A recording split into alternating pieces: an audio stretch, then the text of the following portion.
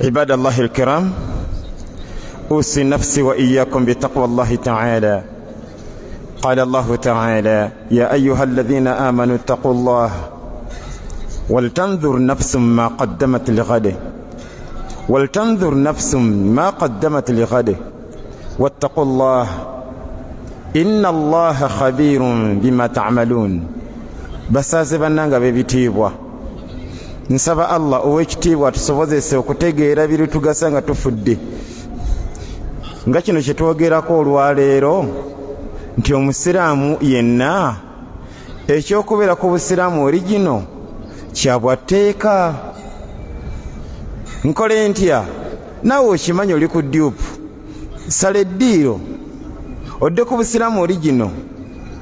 si nze nkulagira, wabula nannyini nsi bw'atyo bwe yalagira. amateeka kye galaga nga galuwa? ngaago genna akakulaga.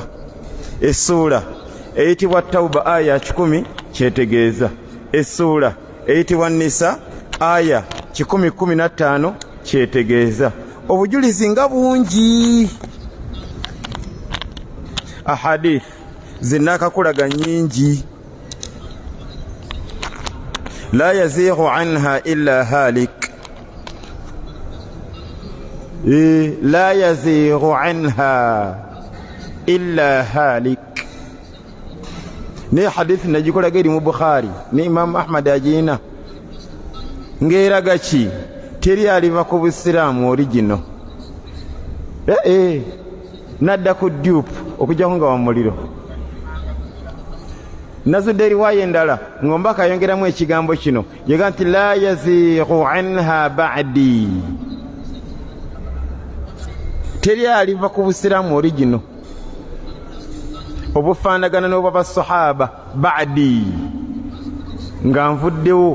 ombaka yafa, oluvannyuma lw'okufa yaleka tusibidde awo. totoloka. kullun yadkhulu aljanna illa man sharada ala allahi shirada albairi ala ahli. mu hadithi emu ombaka atuga nti abantu bonna bajja kuyingira ejjana okujjako alitoloka,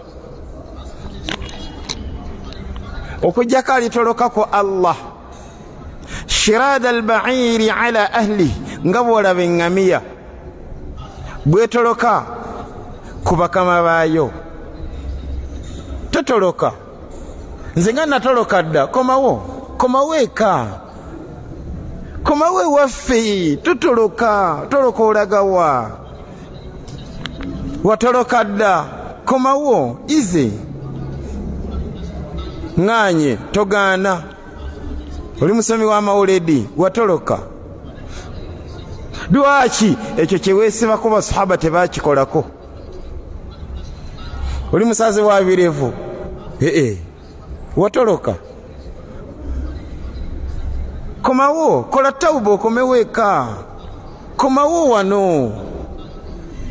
Allah we yatusibira bw'atwagala. obusiraamu origino Allah bw'agabirako ejjana. la yazighu anha ba'di illa halik. mudarasa eyaggwa nabagamba obumu ku bujulizi obulaga nti buli musiraamu ateekwa kubeera ku busiraamu origino ya hadithi eno. Imamu Tirmidhi ajiina bw'ono gyetegereza, ne Imamu Darimi ne yagifulumya, ne Al-Hakim ajiina fil Mustadrak. waqala anhu, yajogerako ebigambo bino, yagamba nti sahihun ala sharti Muslim. nekitegeeza nti hadithi ntuufu, nekitegeeza nti hadithi ntuufu nnyo. hadithi egamba etya? ya Abdullah ibn Umar yatuga nti kuntu 10 nali wa 10 ku 10. wasa'ala rajulun rasulallah, omusajja n'abuuza omubaka wa Allah, ayu nnasi khayr, muntu kyasinga obulungi? qaal, omubaka yagamba wulira, muntu kyasinga obulungi, muntu kyasinga ayu nnasi khayr, ayu nnasi khayr, muntu kyasinga obulungi? qaal, yagamba man taala umuruhu wa hasuna amaluhu, man taala umuruhu yoyo Allah gwawadde ku buwangazi obuwerako wa hasuna amalu nalongosa byakola Allah muwadde ku buwangazi obuwerako nga buli kyakola tiki buli kyakola nga tiki buli kyakola tiki buli kyakola nga gyekiri ate wulira era mu hadithi yemu era mbaka yabuuzibwa wa ayu nnasi shar wa ayi nnasi shar muntu kyasinga obubi mbaka yagamba atya man tala umuru yoyo Allah gwadde ku bwangazi obuwerako wa saa amalu ninga buli kyakola vulugu nga buli kyakola vulugu wajhul istidlal hadith eno tutandika tutya ogituza mu musomo gwaffe guno kubanga ffe tuli ku musomo ogulaba bwina alaga nti buli musiramu ateekwa kubeera musalafu buli musiramu ateekwa kubeera ku busiramu origino ekyokubeera ku dupu kifu vaayo mu basiramu abayiri ode ku busiramu origino labanga obusiramu bwo bufaanaganira ddala bw'abasahaba si byakweyagalira si kutetenkanya wabula oda lwampaka bwino kyalaga va ku ntegeerayo ne bwe wakulolaba bwino kyalaga kyekyo okubeera ku busiramu origino lwampaka va mu bazikiri kalenge lwaki basahaba tebabikolako ebyo tebabimanyi madda ga mbogo no dua za 40 no gaveemu ago kwabya ennyimbe nedda kusala birevu nedda ojjawo apatayiti okukola ebintu basahaba bye batakola eddiini togiwa kitiibwa kukweyesa ngoye nedda kati hadisi eno kijja kitojjesembesa mu musomo guno anti munnange tosobola kutuuka ku ddaala eryo omubaka lyalangirira wallahi okujjako ng'oli musalafu okujjako ng'oli ku busiramu origino nga buli kyokola tiiki nga toli munabida oli musazi wa birevu man taala umuru okuyingira mu gurupu y'abasiraamu Allah bawadde obuwangazi obuwerako wa hasuna amalu nga bwe bakola tiiki nga buli kyakola tiiki nga buli kyakola tiiki nga buli kyakola gyekiri nga Allah kimusanyusa ate bwatomera nakola ekitaliyo nga yanguwa mangu nakola tauba nasaba Allah namusonyiwa fatalaqa adamu min rabbihi kalimat fataba alayhi tulaba Allah bwayogera ku taata waffe Adamu otegedde kifu otegedde ekyokoze kifu tokola mputtu kola tauba okite lillah tolina kyojja kufiirwa wabula ekyokubanga Allah akuwadde ku bwangazi obuwerako wulira wasaa amalu naye nga buli kyokola vulugu sisubirayo akyagala naye bw'obanga gwe kyoyagala ng'oyagala kuwangalya mu vulugu kola ekintu eki kitya mpozi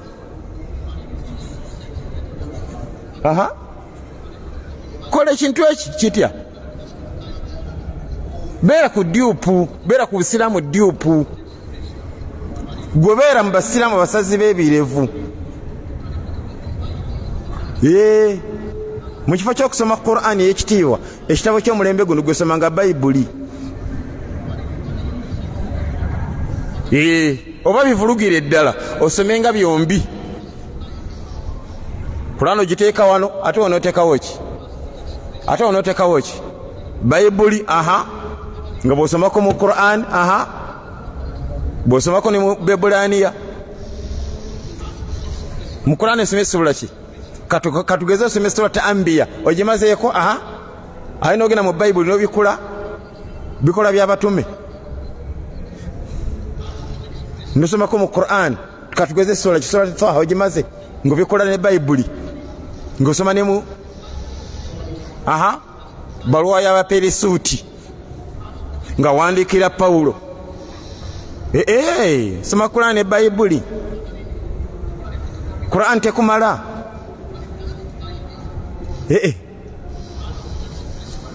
kibi nnyo okubeera ku busiraamu dyupu. Lwaki? Anti ojja kuwunzika nga buli kyokola solira vulugu. Mu hadithi mubaka yatugamba atya, nabbi waffe yatugamba sallallahu alaihi wasallam, kam min saimin, abasibi bameka, lam yajid min siyamihi, nga ye mu kusiiba kwe tajja kufunamu jjana, illa aljua wal atash, bambi ajja kukoma kulumwa njala na nnyonta. Lwaki? Ali ku dyupu. Nekitegeeza ki? N'ekisiibo ky'anaasiiba ajja kusiiba dyupu. Eno bw'asiiba eno wasala ebirevu, y'omu ye yasiibye ate y'omu yagenda mu lumbe. Ye ebintu ebyebbeeyi atabikamu kakikya. Ate Allah mbaka yatugamba sallallahu alaihi wasallam mu hadithi eri Muslim, yatugamba nti inna Allaha tayyib, Allah mulungi, la yaqbalu, tayirere ku receiving ibada illa tayyiba, ujjako nga nnungi. Kati gwe kola ibada ezitudde ku vulugu.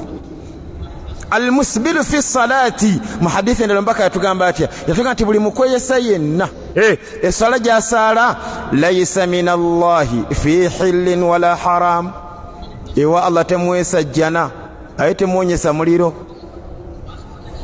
Olaba akabenje akali mu kuwangalira ku busiraamu dyupu. Ekibuuzo kinene mu ddalasa yaffe eno, tukole tutya abaagala okunywerera ku busiraamu origino? Katukyanukule na hadith. Eno hadithi Imamu Tabrani agiina, abamanyi bajogerako ebigambo bino baga nti bi isnadin hasan. Mu hadithi eno kyekirimu hadithi ya munsonyiwe bambi, eri yensose ya Abi Bakra, ya Abi Bakra yagamba nti qala rajulun ya Rasulallah ayu nnasi khair. Kati eno ya Abdullah ibn Umar egamba etya, kuntu 10 nali wa 10 ku 10. Fasala rajulu min ansari Rasulallah, omusajja mu ansari nabuuza mbaka wa Allah, yambuuza kibuuzo ki? Yamubuuza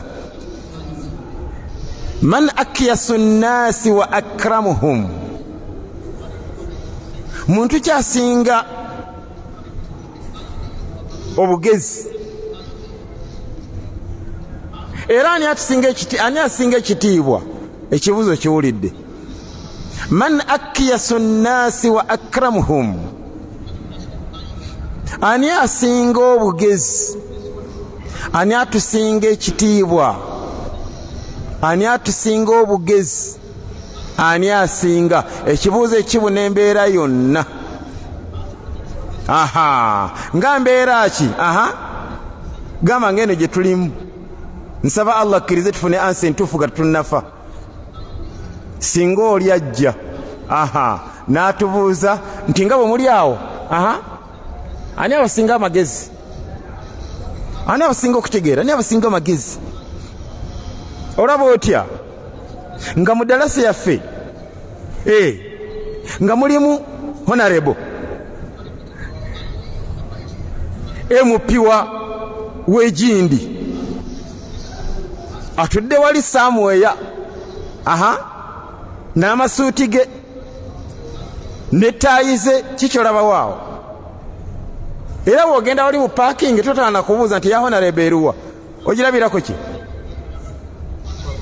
Siwulira eba ya bbeeyi olwogirabula binuma nti eno ya munene, atambulira moroka nene, afuna omusaala munene, gwa kitiibwa, ekigambo kikiwulirwa.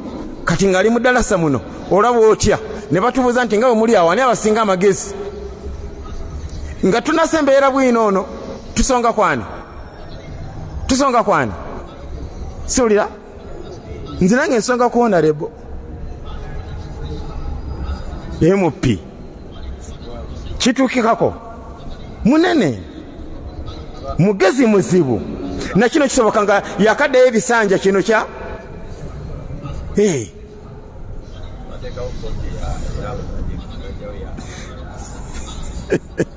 gwe mugaso gwa ilimu ye toha kirabi ninga kirwadde twakifuna dde ekyo kibagambe bawulire tebawulidde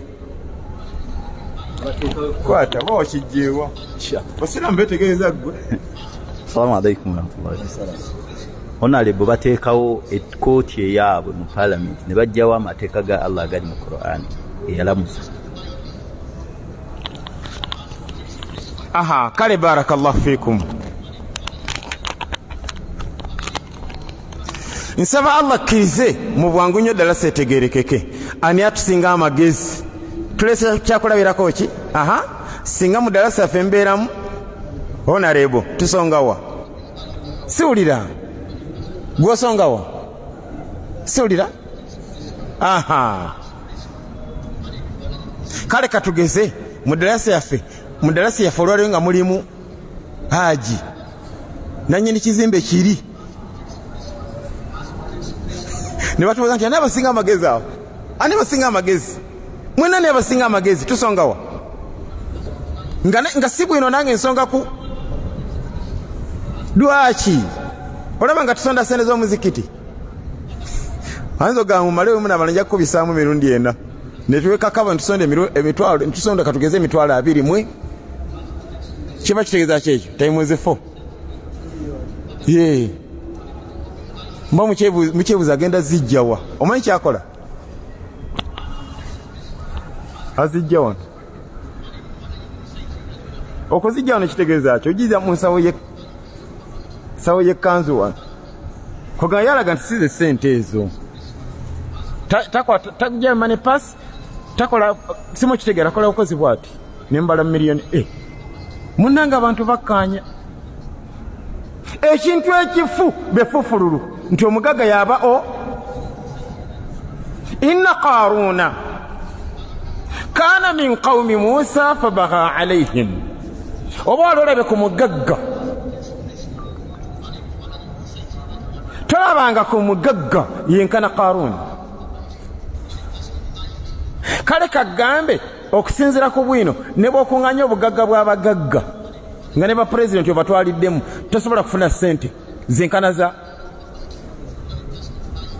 ne muno yawungizikira miranga era kisoboka byamala kumuddugalira n'amanya nti si mugezi wabula yali akimanyi nti ye mugezi. Singa osomako mu suraiti wa Qasas Allah yamwogerako kiwanvu mu sura eyo fakharaja ala qaumihi fi zinatihi qala alladhina yuriduna alhayata ad-dunya ya layta lana mithla ma utiya Qarun innahu ladhu haddin azim. Munanga batuze bonna abayita bategeera ddiini nga tebategeera Allah waabwe bo baakakasa nti ye mugezi ye naggagga era nga beegomba Allah abawe nga bye yawa sowulira. Qala alladhina utul ilma waylakum thawabu llahi khayr. Olaba abagezi babagamba muzikirira temwegomba musajja thawabu llahi khayr ejjana yesinga liman amana wa amila saliha wala yulaqaha illa as-sabirun wala yulaqaha illa as-sabirun. Banenge hadithi eno nkulu etusomesa ki ani atusinga obugezi nga bwe tuli wano era gijjeewo ogitwale ku gamba mu kika kyewammwe babasanzawo mu lukiiko baani abo gamba ab'ekika olina babuuza atya mu kika kyammwe kina naye abasinga amagezi olaba otyanga mu kika ekyo mulimu naggagga maneja wa banka gundi kikyolaba waawo nange ndaba nga basonga ku naggagga kuba ekigambo kye kyekisembayo era kisoboka olukiiko ne lusalawo ng'olumbe tebagenda ddwabya mu Desemba. Dwaki Haji yaganye sebo yabategeerera Haji yaganye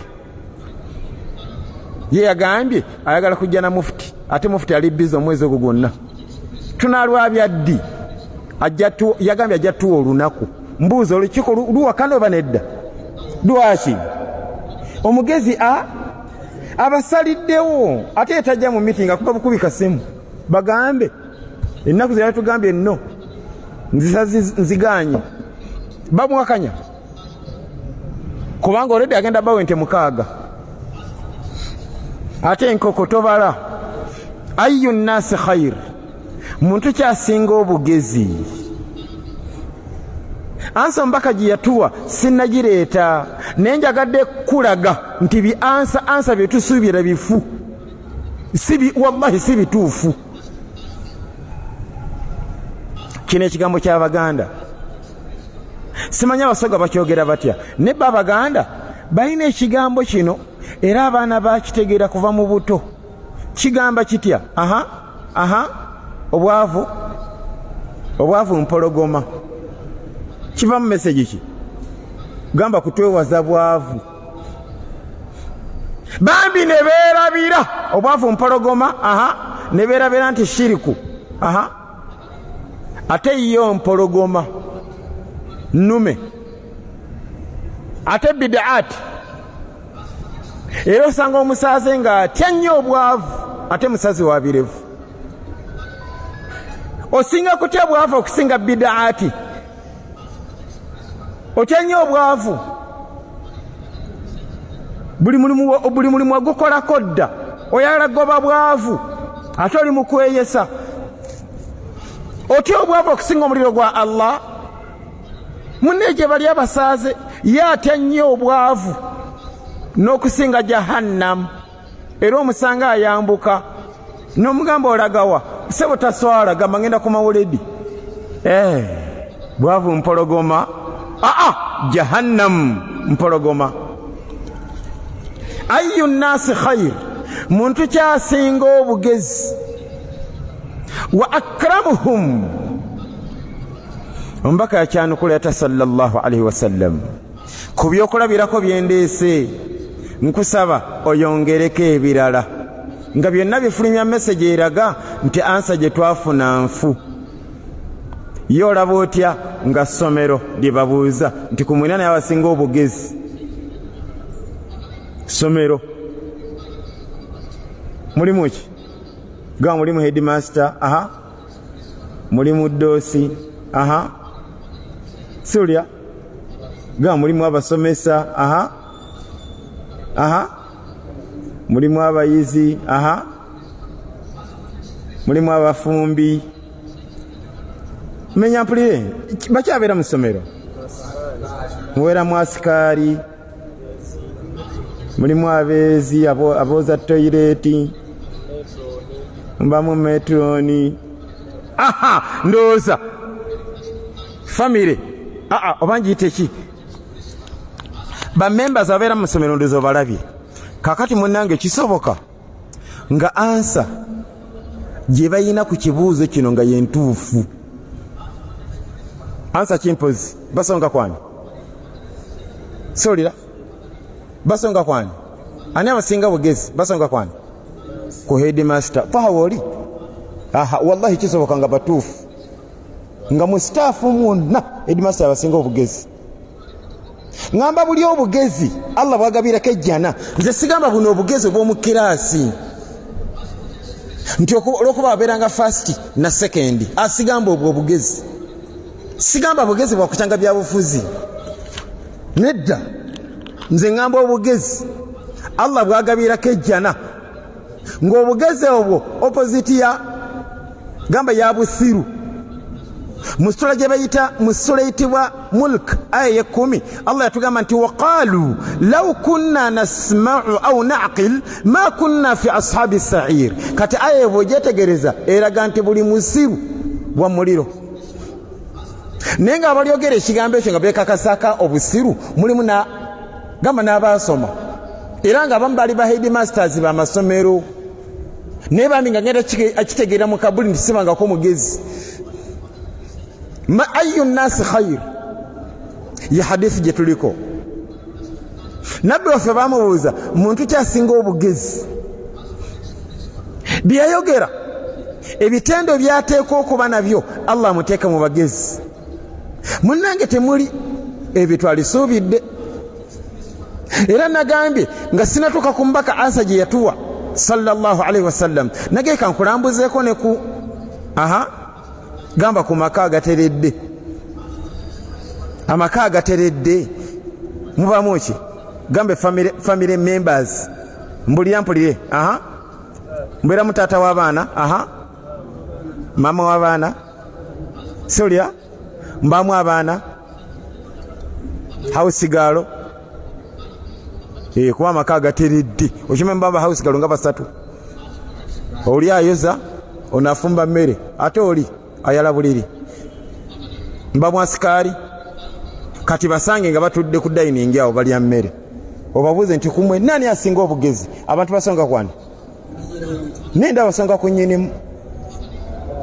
Nsaba Allah kize hadithi enetegerekeke. Okusinzira ku bwino ova ku ntegeerayo, kisoboka okubanga gwe basonzeeko ddala yasinga? Na kino kisoboka ng'ate mu maka ago gonna.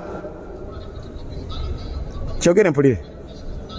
Tokitya wallahi kituufu, kisoboka nga mu maka ago gonna nga taata w'abaana yasingamu obusiru. Nga kisiru kizibu. Wallahi kisoboka. Byegamba mbitegeera okusinzira ku bwino, va ku ntegeerayo. Bwino ngenda mukulaga. Naye okusinzira ku bwino yalabikira mu hadithi eno kisoboka nga nnyinimu yasinga obugezi mu maka ago. Na kino kisoboka, nga mu maka ago, nga yasingamu obusiru. Tonkula wegala kuwakana. Nengenda kulaga bwino. Kati byenjogedde byogere ku ssomero.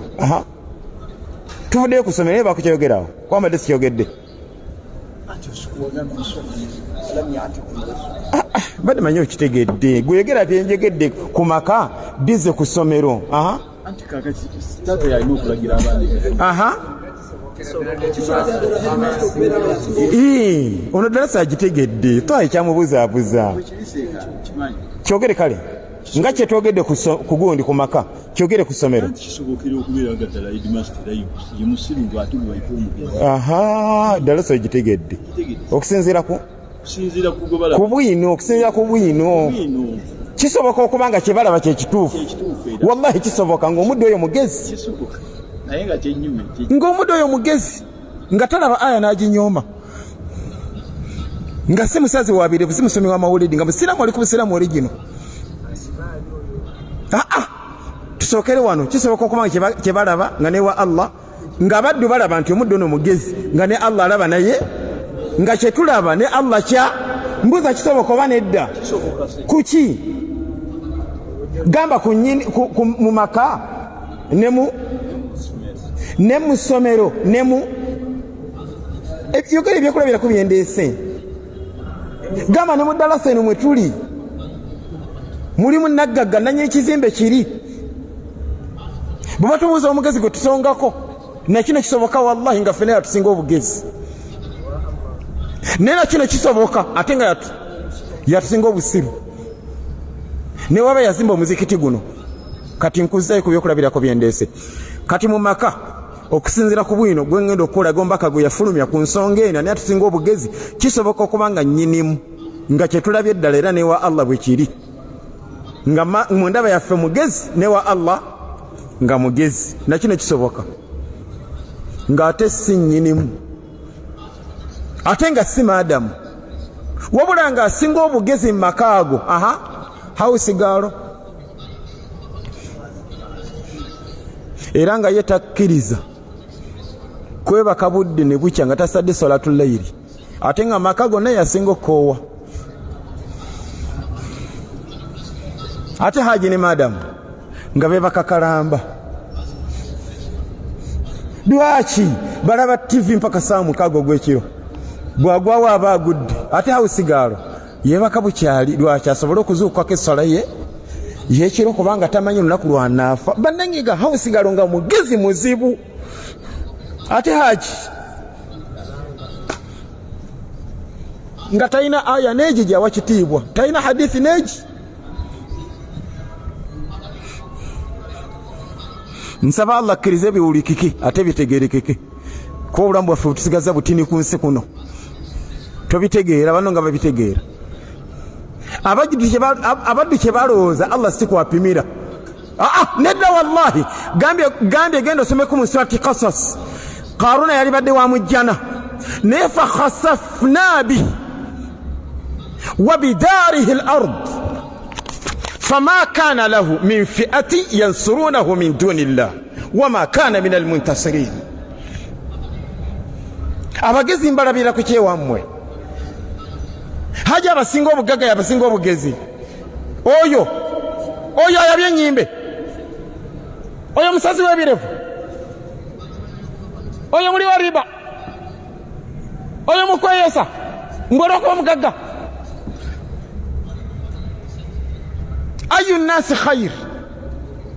Kati kambaze mu darasa yaffe eno olaba otya mu darasa yaffe eno oli n'aveeyi n'atubuuza nti mwe nani abasinga obugezi kyekidirira nga bwe tuli wano mukola ki nange ndaba musonga eno kubanga ono ye musomesa bwaleta aya bwaleta hadisi njagala darasa etegerekeke wallahi kisoboka nga kyemuzudde kyekituufu ng'omuddu ono mugezi mukulaba kwammwe ne mukulaba kwa nakino kisoboka nga mulabye bubi ng'ate mu ddalasa yonna ng'omuddu ono abasinga obusiru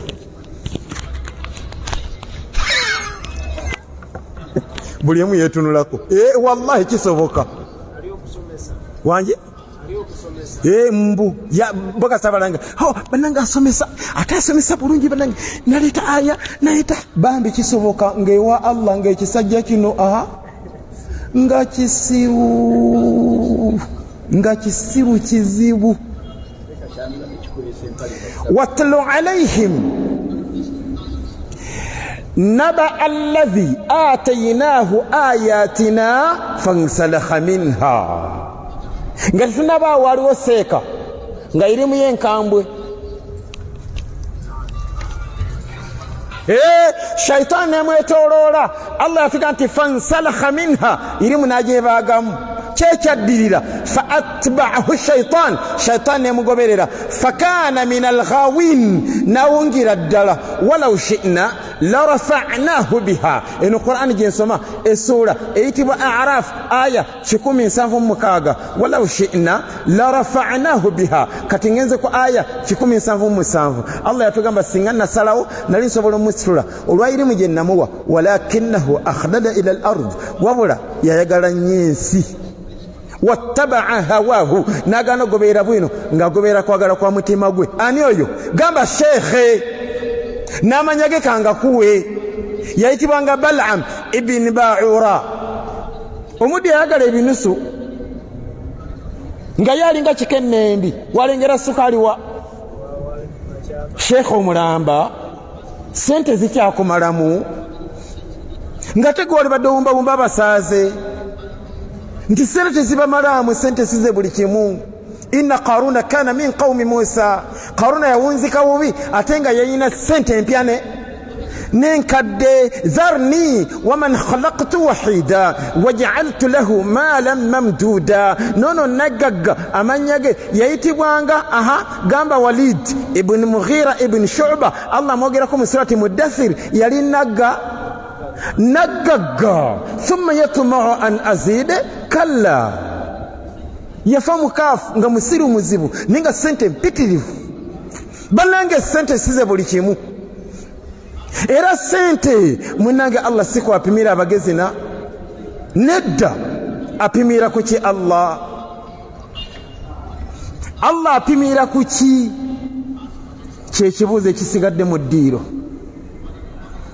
nsaba Allah wakitiibwa atusinkanye mu ddalasa ejja hadithi eno tugimaleeyo ayu nnasi khayr wa akramuhum. kale kanga sebamanyi oluwarabu yongimaleyo mu luwarabu naye mu ddalasa ejja tugenda kugigaziya ne aya eyo eri mu surati Araf tugirabe kiwanvu okulaba nti bannange munnange si buli sheekhe mbu sheekhe era mu hadithi emu mbaka yatugamba atya yatuga nti innama akhsha ala ummati al-a'immata al-mudillin, kyensinga okweraliikirira ku basiraamu be baseeka ababuza. Kikoligo kino ne kiri awo.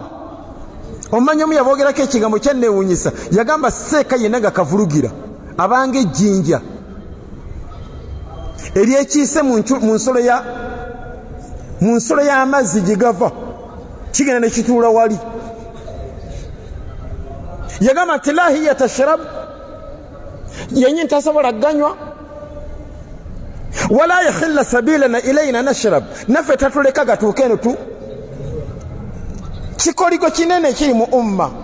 Baseeka basazi b'ebirevu, baseeka abayiri. Oliseeka mulambo osoma mawuledi.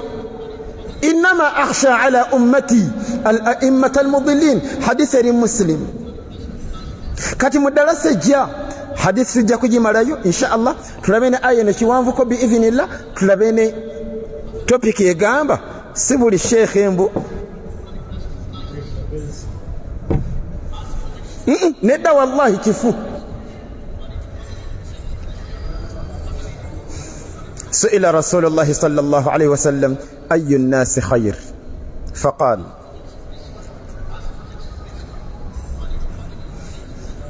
سئل رسول الله صلى الله عليه وسلم أي الناس خير وأكرمهم سئل رسول الله صلى الله عليه وسلم من أكيس الناس وأكرمهم يا رسول الله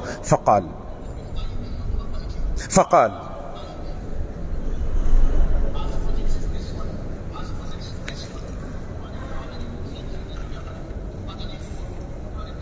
أشدهم للموت ذكرى وأشدهم له استعدادا أولئك هم الأكياس ذهبوا بشرف الدنيا وكرامة الآخرة. وفي رواية أشدهم للموت ذكرى وأشدهم له استعدادا. kale nsaba Allah ow'ekitiibwa nannyini buyinza atusinkanye mu ddalasa ejja tuyongere okutankuulamu kaawo. Osanga Allah nakkiza ntuzuukuka ne tumanya nti buli musiraamu nteekwa kubeera ku origino, ate diupu temuli kalungi. Nkole ntya? sala eddiiro ove mu basiraamu abasazi b'ebirevu, dda ku basiraamu bali ku busiraamu origino. Sekagundi ng'abisala tebagenda kukuziika naye, ate oyo si ye nabbi waffe. Jjawo ebibuzaabuza byonna ogattewo tawuba, ove mu gurupu y'abayiri odde ku busiraamu origino, ogattangawo tawuba. Nkwegayiridde lwampaka ove mu gurupu y'abasomi b'amawuledi odde ku busiraamu origino, va mu gurupu y'abazikiri kalenge, dda ku busiraamu origino. Ulaika humul akyasu, oyingire mu gurupu eyo. Mpaka ina byasongako naga nti abo bagezi bazibu, abo be bagezi. ذهبوا بشرف الدنيا وكرامة الآخرة. سبحانك اللهم وبحمدك أشهد أن لا إله إلا أنت أستغفرك. السلام عليكم ورحمة الله وبركاته.